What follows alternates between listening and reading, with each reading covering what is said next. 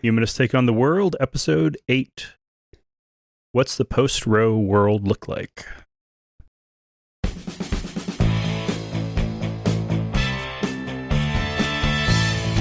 Welcome to another episode of Humanists Take on the World. I am Dustin, and joining me is Lauren. Hello. And of course, this is going to be a real bummer of a topic. I'm relevant. And I have a uterus. News as well, so it's not just going to be about this, but it's going to be a lot of it, and some kind of related stuff. I know, as soon as you said the title, I was like, okay. Yep. Don't have an aneurysm. It's okay. All right, so first up, we've got a couple of announcements. All right. So the first one, Facebook has announced that they're going to be retiring Facebook podcasts. So if that was short-lived. Yep. No surprise there. So if you are listening to the podcast on Facebook, you will need to stop. You've got until June 3 to switch over to a real podcast catcher. Yep. So if you're on an iPhone, Overcast is a really great one, but there's also always, Apple Podcasts. And on Android, Google Podcasts, Pocket Casts, Podcast Addict, those are all real good. So do it. Yeah. Next up, let us know, because I would love to get some reviews on Podcast. Yeah. I ended up doing Podcast Addict as the final one I was doing when I was using Android, and since moving over to an iPhone, I've been using Overcast and just nice. Great. I know you've been listening to a lot of podcasts lately. Yep. Somebody got some new earbuds. And all right, so next up, the podcast hosting, I have actually changed it up again. It was just kind of, playing around with all doing it myself. One of the reasons was to try to protect listener privacy as much as possible, and having it on servers that I control is a great way of doing that. But then there were some maintenance issues with fixes that weren't working, and typical stuff for homebrew. Not really having the time to work on it, and enjoying spending some more time with the family as well. And also an issue with podcast listener privacy of who all is watching. ISPs, employers. Potential employers even. Yeah, so having family members. Having everything just being on our domain, not necessarily the best. Now, at least htotw.com is a little less obvious. Can't really tell what that is. Then this is atheist nomads. Yeah. No, that's a good point. But now the podcast feed has nothing identifiable in the feed's name, and the file names aren't all that identifiable either. So only you, thanks to HTTPS, actually get to see what show is it that you're actually subscribing to. That's a feature, not a bug. Now, that was something that I was really trying to avoid before, but I've come around on it. So this should be good, and, decent price and lower stress on keeping it up and running. Yeah. And then the live stream is coming up on pew, pew, pew. Saturday, May 21 at 1 o'clock Mountain Time. That'd be 3 o'clock Eastern or noon Pacific. If you're somewhere else in the world, it's going to be late in the evening if you're in Europe, and who knows what if you're in Australia or East Asia. So that should be a lot of fun. I don't expect it to be a really long one. We might have some people joining in on that. If you want to leave us some voicemail for we'll see if Kylie naps through it or if she ends up joining us. If you want to send us some voicemails, Dude, this has been 10 years. Yeah. We've been podcasting. Yep. Yeah. That's if I don't... Decade. That's if I don't count the time that I was guest hosting on Chariots of Iron. No, doing your own thing. That was definitely 10 years of doing my own podcast. Over 400 episodes. More than 450 episodes. More than 450 episodes of a podcast. There are very few people out there who can claim that. So, yeah. Congratulate Dustin. Yeah. Woo! All right, and now into the news.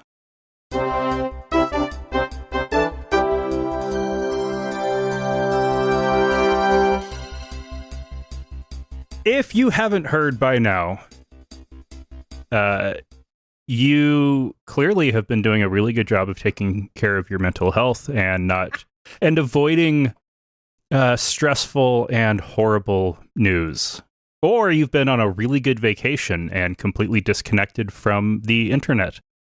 But I'm sure that doesn't apply to everybody else. Anyone. So by this time you've heard that, the Supreme Court will be probably next month overturning Roe versus Wade.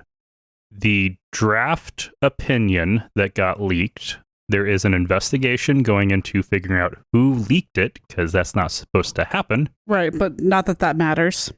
My guess is that was an intentional leaking of it to get the most crazy language out before it gets stripped out for the final draft, to let rabid conservatives know what new laws to pass in state legislatures that the Supreme Court will go ahead and say is awesome. Yeah, this is totally on purpose, I'm sure. Absolutely. One of the justices probably promoted the leak as a heads up to everybody else to say, okay, get ready.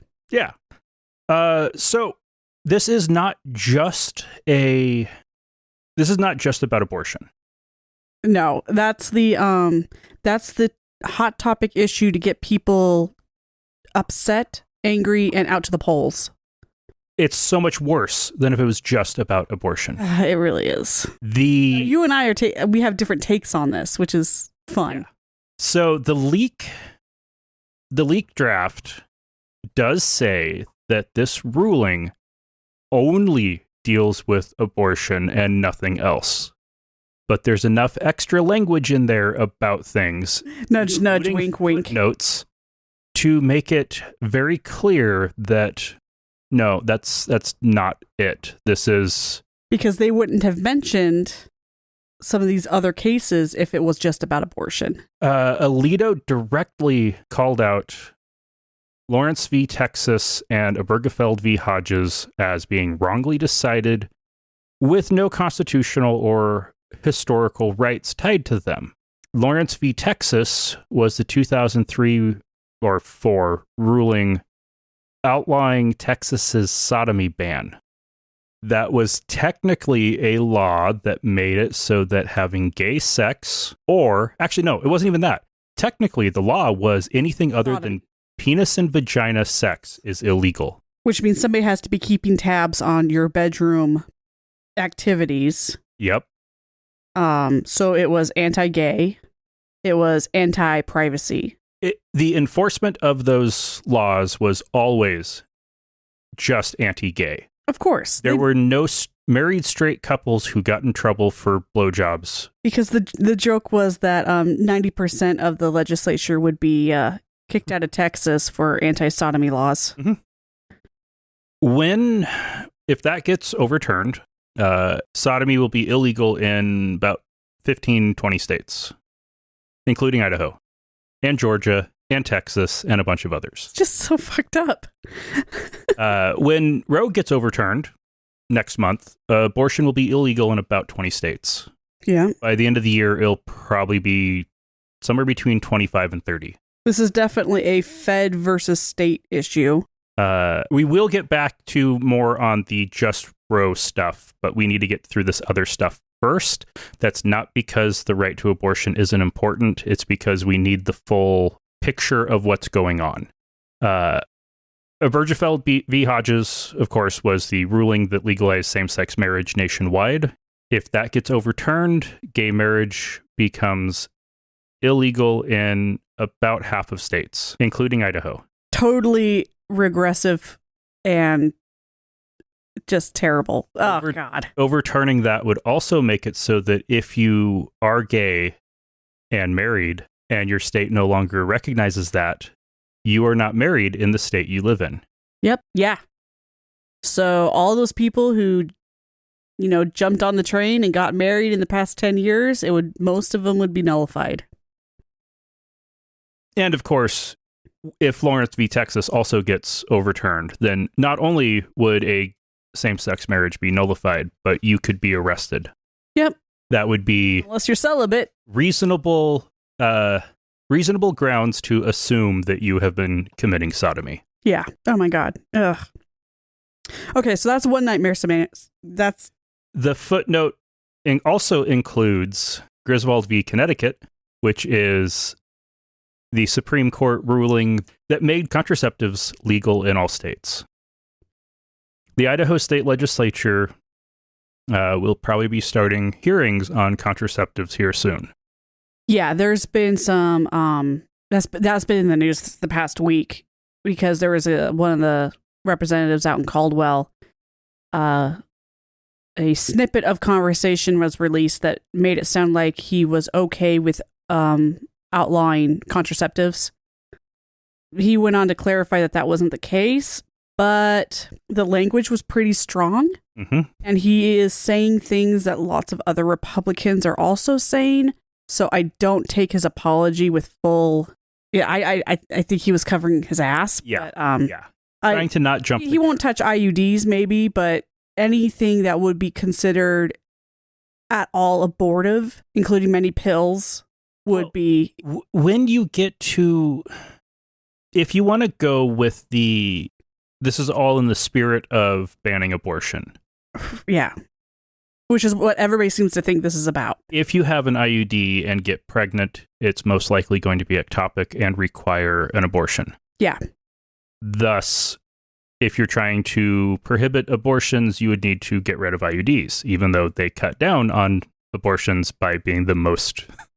one of the most effective contraceptives. Yeah. And the same thing with birth control pills. Uh-huh. If you get pregnant during, say, your week off or as part of that 1% chance, the pill itself will cause an abortion in some cases. Abortion, depending on how you define an abortion. If you define it as, like, if it's going to outlaw the morning after pill, yeah, it would also outlaw standard hormonal birth control because it can prevent the implantation of a zygote.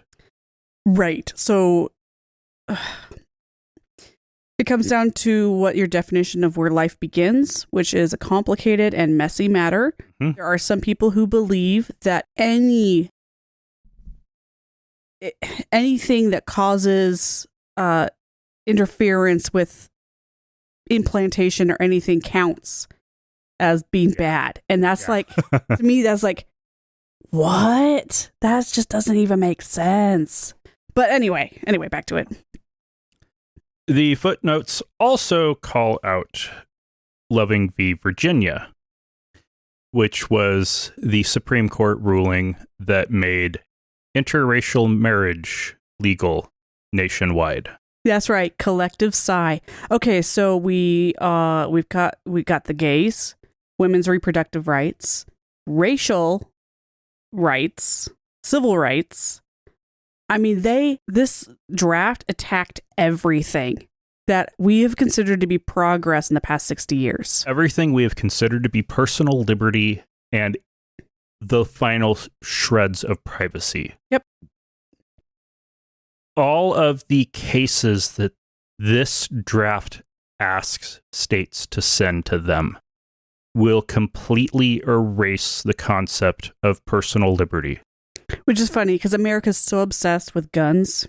Uh-huh. Oh, yeah. You'll have the right to have as many guns as you want. You'll have the right to say whatever the hell you want. And realistically, you'll have the right to be whatever kind of Christian you want. Yeah. But everybody else gets thrown under the bus. Yep. And as long as you live your life as a good Christian, you're okay. Yeah. So actually, according to some of those laws, you'd have to be a very conservative Christian, not even just a Christian. Yes. Yes. So if you know a woman in your life, if you know a person of color in your life, if you know a gay, trans, or other gender sexual person in your life, that is like, I mean, in my personal circle of friends, that's like 90% of the people I know. So we're all affected by this. Yeah. This is going to be bad. Yeah. So we can look at just the most immediate effects it's going to have with abortion. And you can assume about the same will be true on all the other topics within the next 5 to 10 years. If you live in a state that has an existing ban on abortion, it takes effect. That includes Michigan with a 1933 law. Hasn't been updated since 1933. The state government has no interest in enforcing it, but prosecutors probably will. Yeah. And the state government has no right to tell prosecutors what to do. Yeah. If you're in Idaho, the only change that is really happening is the only abortion provider is moving 55 miles. Planned Parenthood is moving their Boise location to Ontario, effectively, or at least a fair number of their services. For people in Idaho, it's one of the more minor. Well, we don't live in a state like Texas where it takes 8 hours to cross the state. Right. So people in Wyoming, they're still going to go to Colorado. Yeah. Most people in Wyoming are close to Colorado. Like if you're in northern Idaho, this is going to have no real effect on you because if you're in northern Idaho, you're already going to Washington if you need an abortion. Right. You would just continue to go to Spokane. It kind of puts the emphasis on the fact that we really need to protect those states that haven't banned it yet. Oregon, Washington is one of the states that it is a absolute right to abortion without restriction is in the state constitution. That would be hard to undo. But not impossible. Not impossible. Virtually impossible, though. Okay. How's a job search going, by the way? Jesus. It's the people in Texas and across the South. It takes you a long time. If you're in Houston, Texas and need an abortion, your options are to drive to New Mexico or fly to Denver. Yeah, it's not a day trip.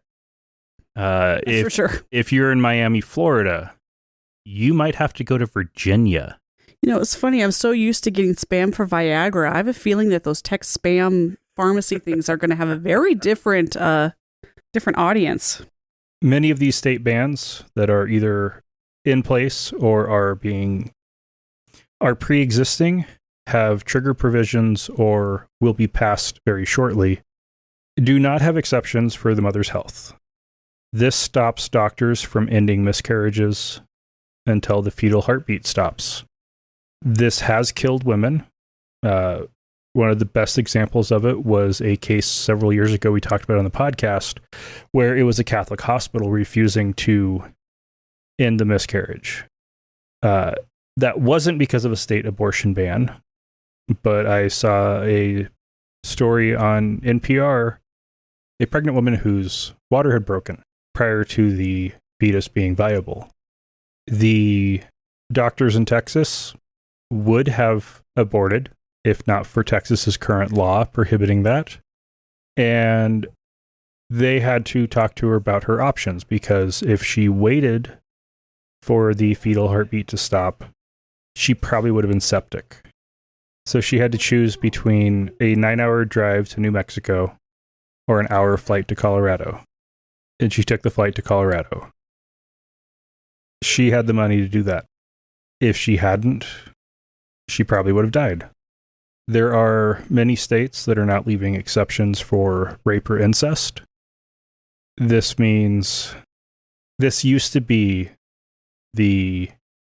we're not too terribly unreasonable. If it wasn't a choice, if there wasn't any choice involved, then, that's different. That's getting dropped. So with 15-week bans, if it's a case of rape or incest, you can probably get it done in time. 6-week bans, you got to be watching pretty close. And outright bans, no. You're stuck with a child produced by a horrific act of violence. There are some estimates that this will double the maternal mortality rate for Black women, not even counting botched home abortions. These bans will increase maternal mortality across the board, but due to systemic racism, access to healthcare and multi-generational poverty, this will hit Black women the hardest. This will increase child poverty and just poverty in general by making it harder for women who have children to control their family size, as well as increasing the number of women who drop out of high school, college, or forego career opportunities. Increasing poverty. Now, if Republicans wanted to be honest about being pro-life, then they would also be covering, these bans would be putting in great money to cover the cost of giving birth and help subsidize adoptions and increase the generosity of welfare programs. They don't do any of that because it's not about that. Women are going to suffer because of it. One area that is incredibly concerning is some recent news stories that have come out. In particular, Safegraph, until last week, had Planned Parenthood as a brand you could buy location data from. To be clear, Planned Parenthood does not sell any data or share any data with outside sources.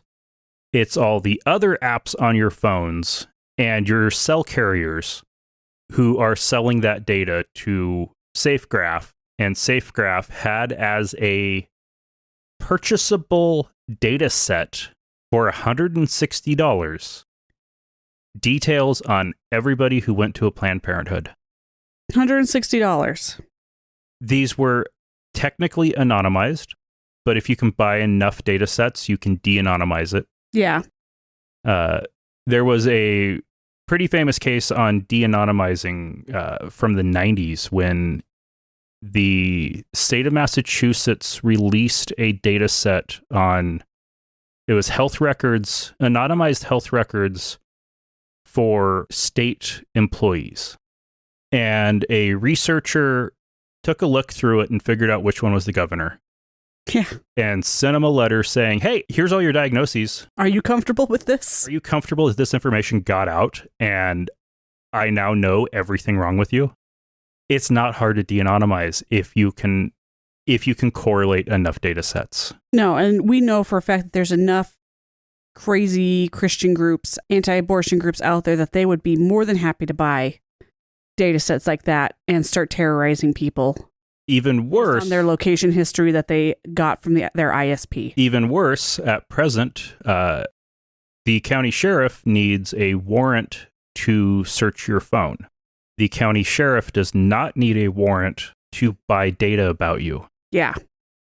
And the county sheriff can easily get personally identifiable information from ISPs and phone carriers. And they do it all the time. All the time. Drug traffickers, sex trafficking. Sex trafficking. They do this all the time. Yeah, yeah. It's just, it's never been used on like people's personal, private, legal business before. Uh-huh. But when that legal business becomes a gray zone, you don't know what's going to get thrown at you. So technically, if you live in Nampa, Idaho, and you go to Ontario, Oregon to get an abortion, there is nothing that the Canyon County Sheriff's Department can do about that.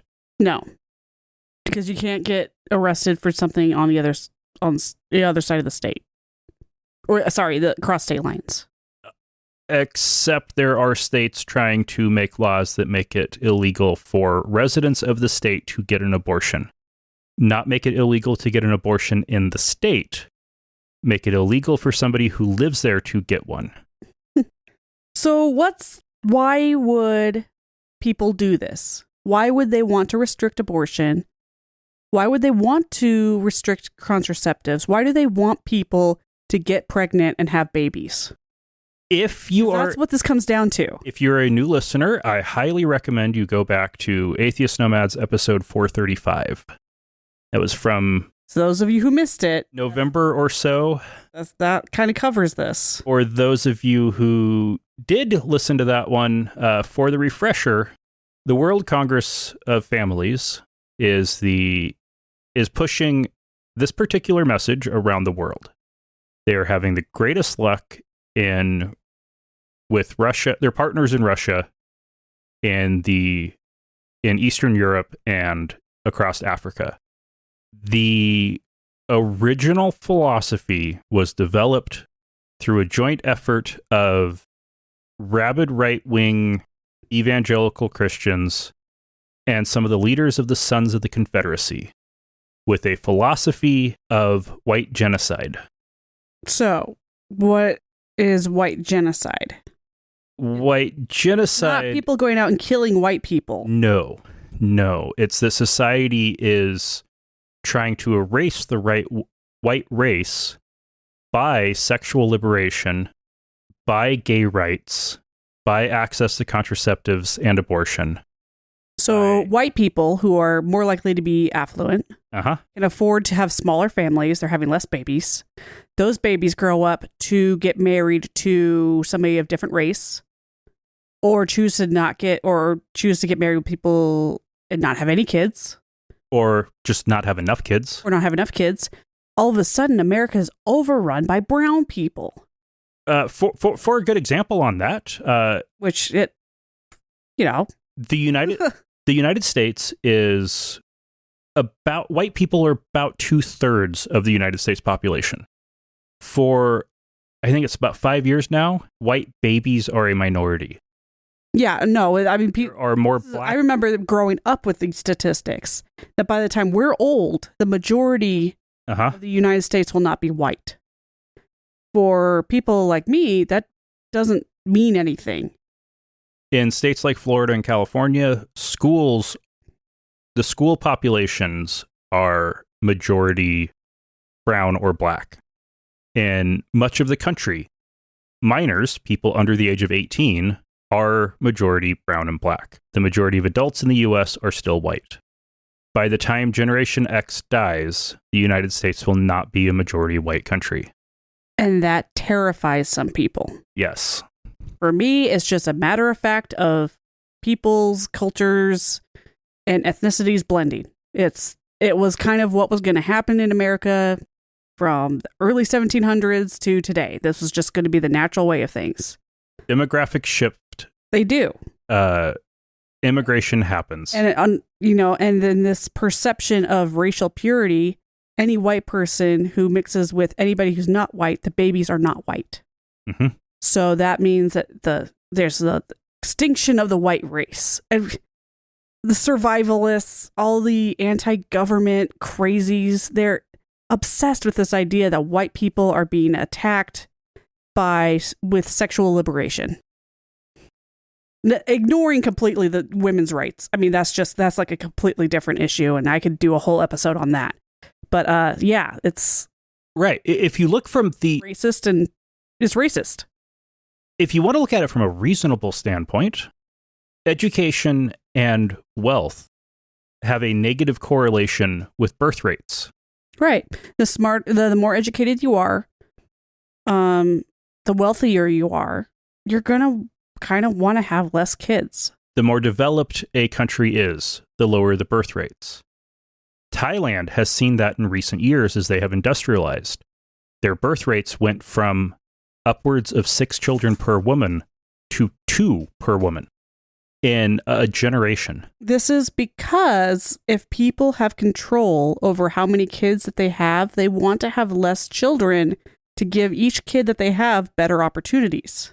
Well, there's a mix of that, and when you have a agricultural society, having more children means you'll have free labor, more workers, and more people, greater chances that one of them will take over the farm and keep it in the family.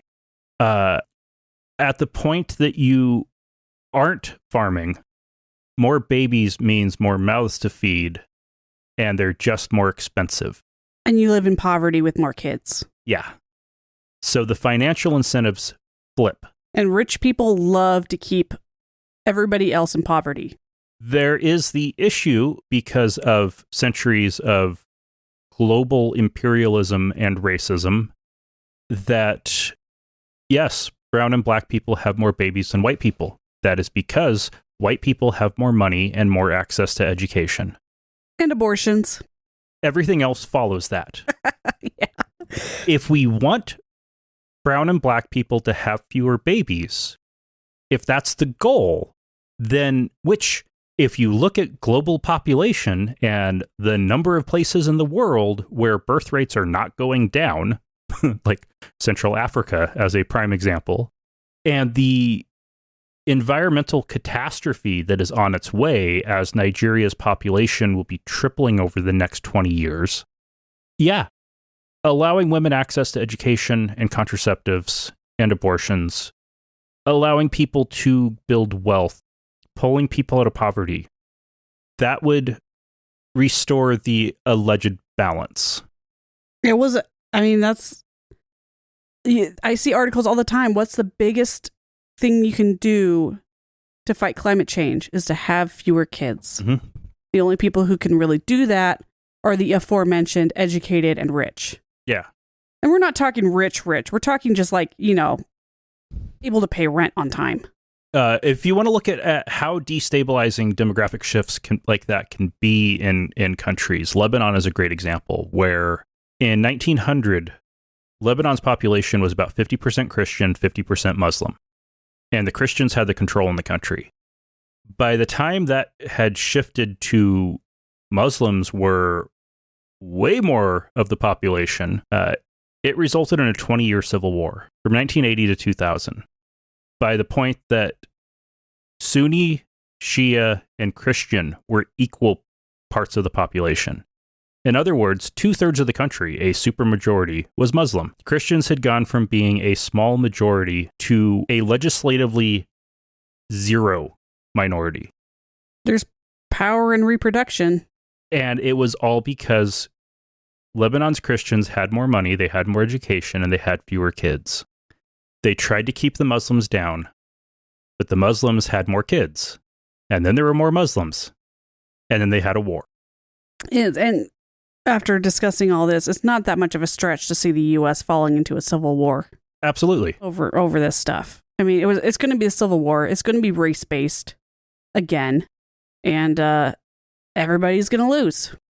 It looks like the Supreme Court is going to allow states in the South in particular, South and Midwest in particular, who are wanting to do it, the ability to try to control their demographics by forcing white people to have more babies and give them free rein for voter suppression to do everything they can from as many angles as possible to keep white people in charge.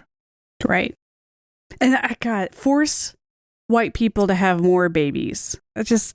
And we've seen the track record on how well our government likes to take care of kids once they're born. Mm-hmm. So again, more kids, more poverty, easier to control. The top get to keep their top and repress everybody else. There's, it's not all doom and gloom. I think there is definitely a chance that this could backfire, but it's going to take some work. Man, the backfiring could be, it'll backfire. I just don't know if it'll backfire enough. But the chances of Democrats, because of how much people have done zip code political segregation and state political segregation. For example, it's the whole point of gerrymandering in the first place. Just looking at Californian immigration to Oregon, Washington, and Idaho, and Montana. Liberal Californians who moved north moved to Washington and Oregon and made them more liberal. Conservative Californians moved to Idaho and Montana and made them more conservative. That shift has happened everywhere to varying degrees. And so the chances that Democrats could pull off getting 60 seats in the Senate, a filibuster-proof majority, or enough of a majority to get rid of the filibuster, is near zero. People need to get out to vote to change their state governments and to keep Republicans from being able to enact national laws. The main focus needs to be on the states, though, at this point. Yeah, our federal system just got a huge shakeup. So it's been crumbling. If you only go out to vote for a president, you need to get out more. Lots of states are having their main elections this year. Midterms have the lowest turnout. It is highly critical. If Republicans get control of the Senate or House, then there is even less that Democrats can do about this. The Republicans won't be able to do anything either because Biden will be able to veto everything. But it just means we'll have 2 years of of the federal government unable to do anything. While the states run rampant. Yeah. All right. So it's not, again, as Lauren said, it's not all doom and gloom. There is some crazy awesome stuff going on.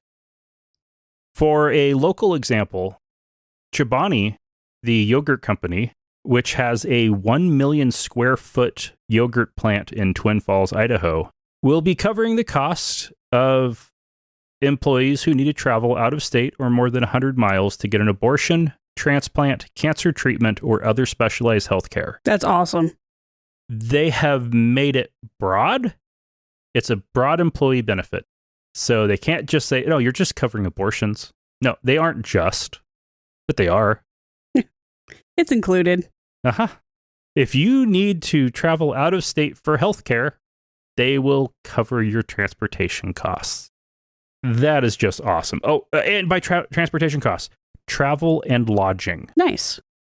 If you're in Twin Falls and you need to travel to Salt Lake for cancer treatments, they will cover it. If you're in Twin Falls and need to travel to Ontario, Oregon for an abortion, they will cover it.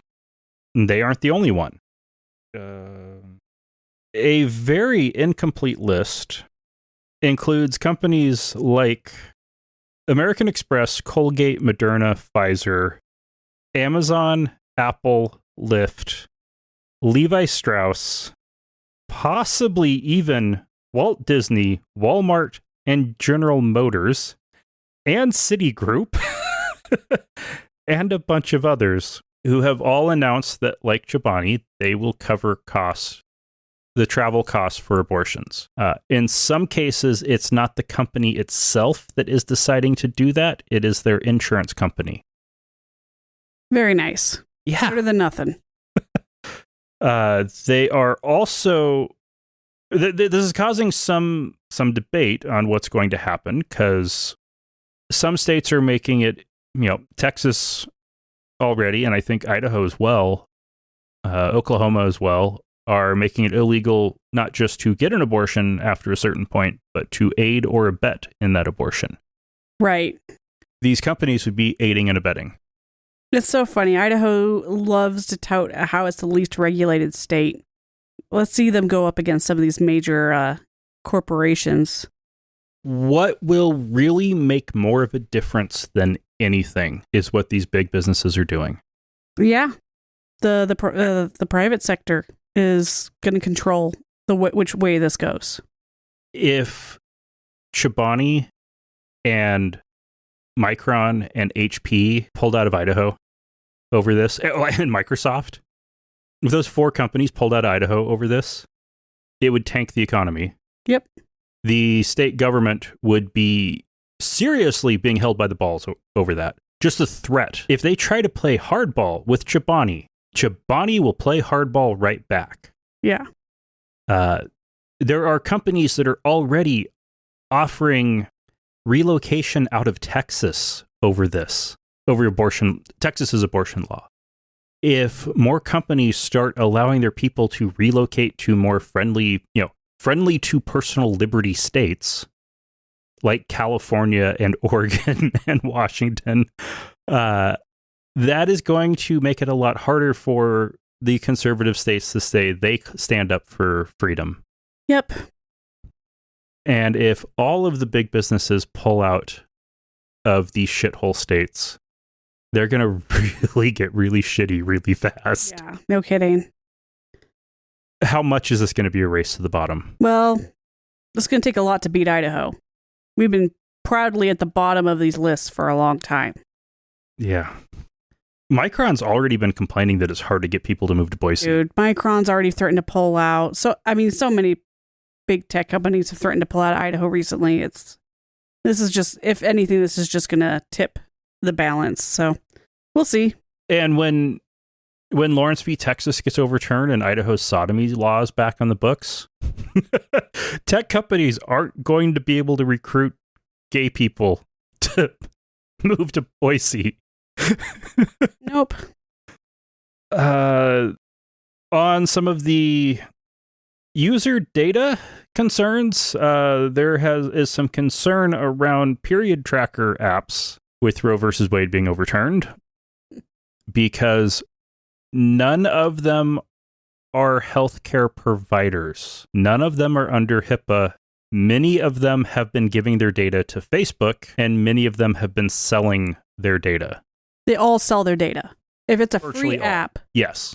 that you use to track your cycle, if you're trying to like get pregnant or something, and ovulation and all that. Heck, even the Apple health tracker has a menstrual cycle tracker. If it's a free app, you know that data is being sold, and we don't know if that can come back and bite you later. I don't know. The concern there is that if the tracker finds, if they sell that you're a week late or 2 weeks late, if the cops buy that, they might be able to use that to... I mean, that's getting pretty, I don't know. I just don't think they're going to go after people for this kind of thing, but it's more just, if you're not signing a HIPAA agreement when you first sign on to an app, don't use it for health stuff. Just don't. It doesn't matter what you're tracking. Yeah. And definitely read the privacy policy. Nobody reads the privacy policy. Grindr, until 2 years ago, was selling personally identifiable exact location data on all of their users. Now, they weren't selling per se, they were sharing it with advertising partners. They did not, who were compensating them very heavily. And they were not considering that to be a privacy issue, because they were doing this so that advertisers could, help promote people on dates with restaurants and hotels they could get. Right. It seemed like part of the service. Right. Until, a couple years ago, a gay priest got busted because of application signal data, as all of the reports have said. It wasn't necessarily Grindr that was selling the data that got him in trouble, but it probably was Grindr. It could have also been almost any other, like any game he had on his phone.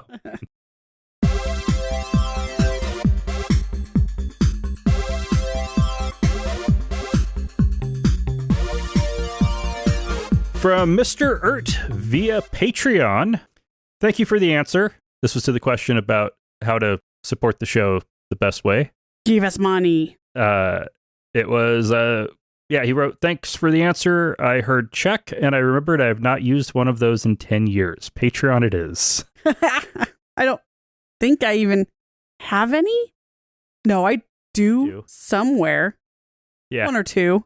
Yeah, that's pretty funny. So thank you very much. And, of course, new patron of Mr. Ert. Yay. And we have an upgrading patron, Nathan. Nice. Thank you. So things are looking good. If you want to contact us, you can... Or give us money.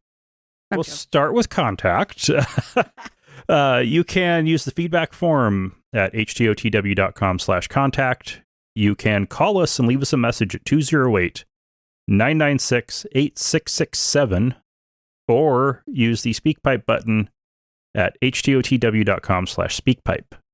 If you want to support the show, you can do so on a monthly basis with Patreon, or just once with PayPal, credit, debit, Apple Pay, or Google Pay. And you can find all the links at htotw.com/donate. Remember the live stream, Saturday the 21st. Just a few days, coming up just a few days from release. 1 p.m. Mountain Time. So until then, remember, not all those who wander are lost.